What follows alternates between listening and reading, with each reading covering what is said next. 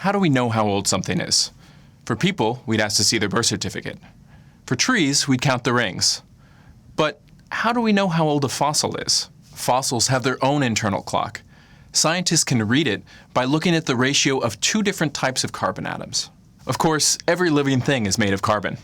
Plants grab carbon dioxide from the atmosphere and use it to form complex organic molecules. Animals get their carbon by eating these plants. But there's more than one form of carbon. Most carbon atoms have 6 protons and 6 neutrons. We call this carbon-12. High up in the atmosphere, sometimes cosmic rays hit nitrogen atoms. This creates carbon with 6 protons and 8 neutrons. We call this carbon-14. Carbon-12 and carbon-14 behave alike, but carbon-14 has one unique and important attribute. It's unstable. So once an animal dies, the carbon-14 in its body will start to go away. Every 5,730 years on average, about half of the carbon-14 atoms will decay into nitrogen. This is its half-life.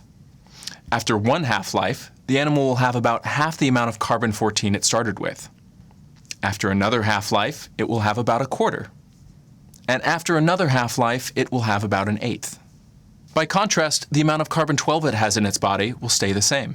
By measuring the ratio of carbon-14 to carbon-12, we can measure how many thousands of years have passed since the animal died. Carbon dating works for fossils up to about 60,000 years old. For older fossils, scientists use unstable elements that have much longer half-lives. For Scientific American's Instant Egghead, I'm Michael Moyer.